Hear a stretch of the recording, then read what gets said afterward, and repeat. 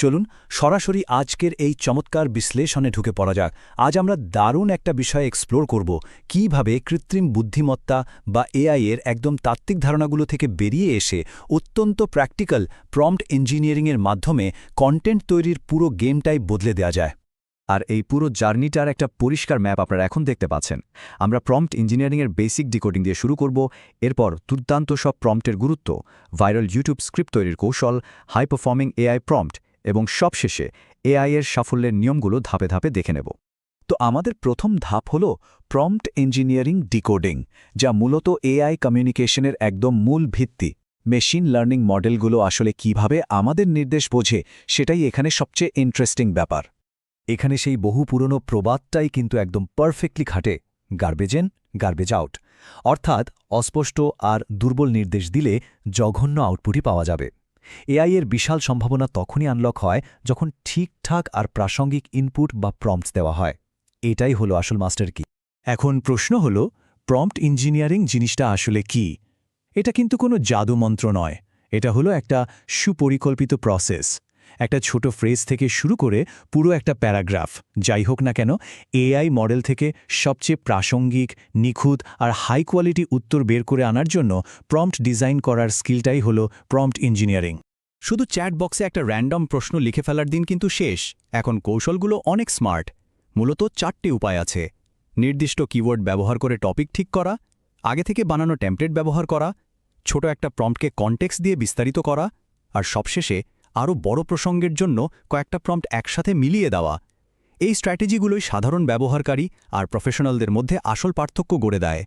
এবার চলে আসছি আমাদের দ্বিতীয় সেকশনে, দুর্দান্ত প্রম্পটের গুরুত্ব। কেন আজকের দিনে কন্টেন্ট ক্রিয়েটর আর প্রফেশনালদের জন্য এই স্কিলটা একদম মাস্ট, সেটা এখন একদম পানির মতো পরিষ্কার হয়ে যাবে।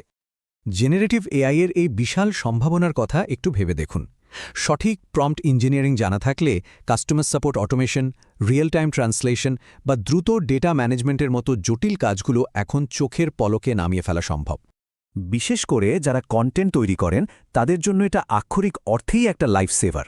ঘণ্টার পর ঘণ্টা স্ক্রিনের দিকে তাকিয়ে রাইটার্স ব্লকে ভোগার কোনো মানেই হয় না।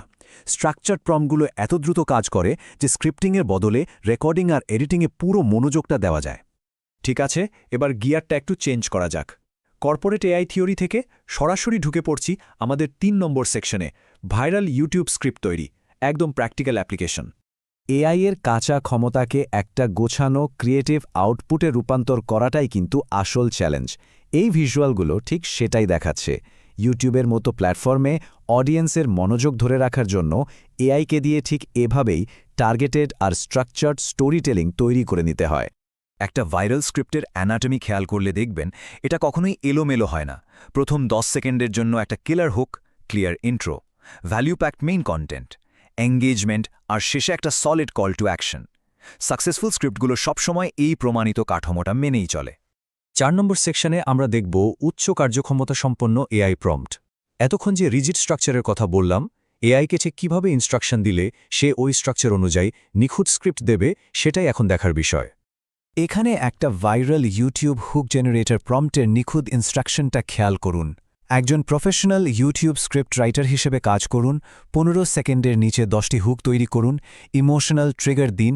দেখলেন তো, এআইকে একটা নির্দিষ্ট রোল দেয়া হলো, কিছু শর্ত বেঁধে দেয়া হলো, আর সাইকোলজিক্যাল ট্রিগার চাওয়া হলো। এভাবেই আসলে ম্যাজিকটা ঘটে। প্রম্পটের ধরন যেমনই হোক না কেন, লিস্ট স্টাইল বা এডুকেশনাল, হাই রিটেনশনের জন্য কিছু নির্দিষ্ট রুলস থাকে।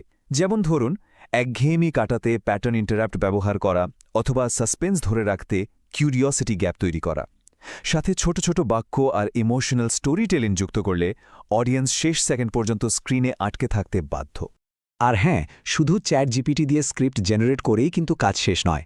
এই দারুণ প্রম্পটগুলোর সাথে যখন কিওয়ার্ড রিসার্চ আর ভিডিও এডিটিং সফটওয়্যারের মতো অন্যান্য টুলগুলো একসাথে ব্লেন্ড করা হয়, তখন কন্টেন্ট তৈরির ওয়ার্কফ্লোটা আক্ষরিক অর্থেই আনস্টপেবল হয়ে ওঠে। আমরা চলে এসেছি আমাদের শেষ সেকশনে, এআই এর সাফল্যের নিয়ম বা বেস্ট প্র্যাকটিস। একটা কথা পরিষ্কার করে বলি, চমৎকার একটা প্রম্পট লেখাই কিন্তু শেষ কথা নয়, এটা জাস্ট শুরু। এখানে যেমনটা দেখছেন, প্রম্পট ইঞ্জিনিয়ারিং আসলে একটা কন্টিনিউয়াস প্রসেস।